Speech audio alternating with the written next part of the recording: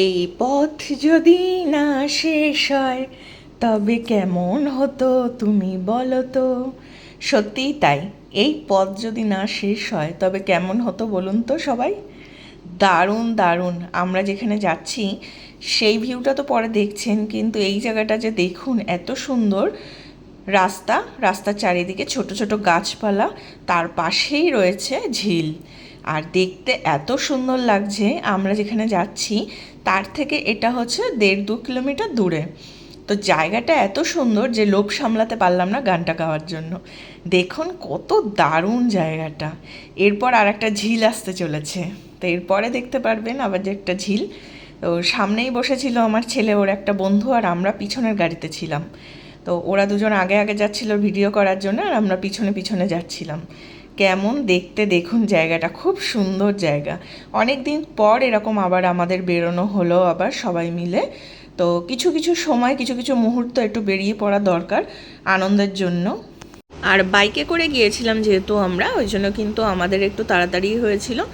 আমাদের ওখান থেকে প্রায় 50 থেকে 60 কিলোমিটার দূরে বসিরহাট। তো আমরা সেদিকে গেছিলাম, বসিরহাটের দিকে।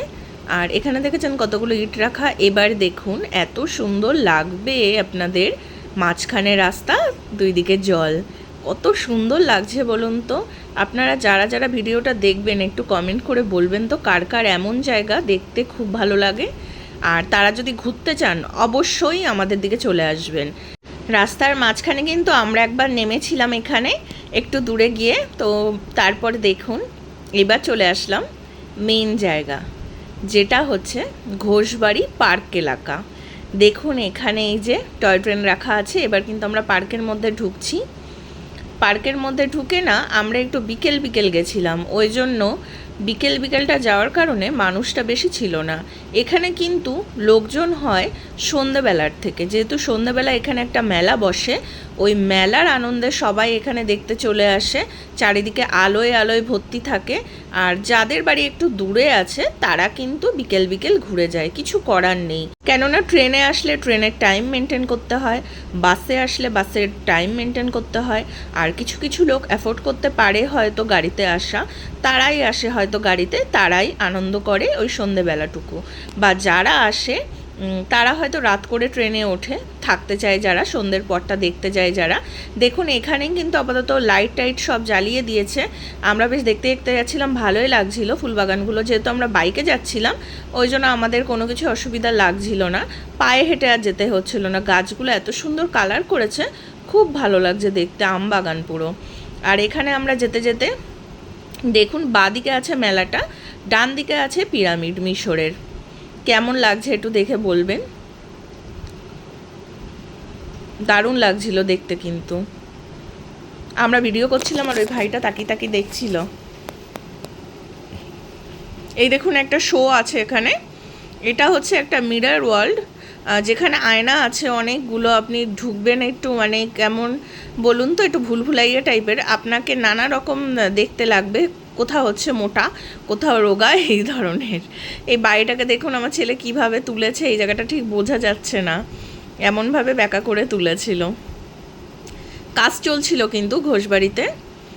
আর এই যখন রং টং করে তখন কিন্তু এরকম বাঁশ টাস বেঁধে কাজ করার সময়টা এরকমই লাগে দেখতে।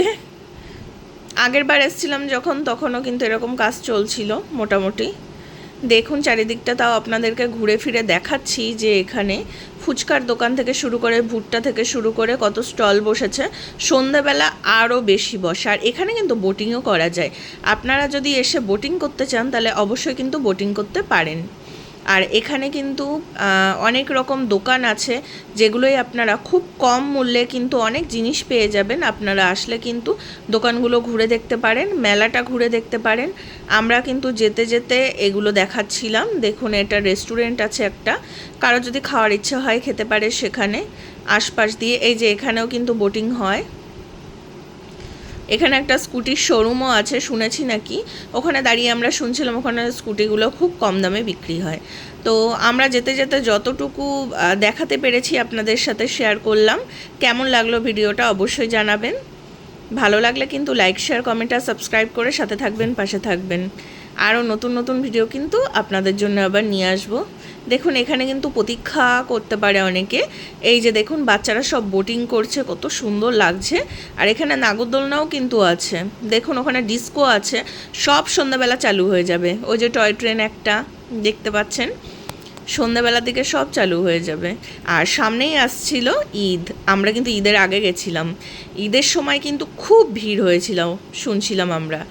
দেখুন এখানেও তৈরি হচ্ছে আর একটা, এটা বেশ দারুণ লাগছে। বসার জায়গাগুলো খুব সুন্দর করেছে, এই জায়গা সিটিং এরিয়াগুলো এত দারুণ করেছে, সুন্দর লাগছিল বেশ দেখতে। এদিকে দেখুন একটা পার্কের মতো জায়গা আছে, ছোটোখাটো একদম, বেশ সুন্দরই।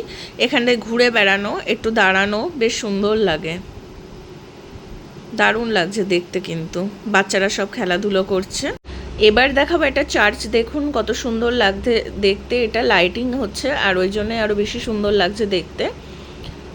আরও সকাল সকাল আসলে হয়তো এই লাইটিংগুলো দেখা যেত না, একটু সন্ধে সন্ধে হয়ে এসেছিলো দেখে বেশ লাইটিংটা সুন্দর লাগছিল। ভিতরে কিন্তু যীশু খ্রিস্টের একটা মূর্তিও ছিল।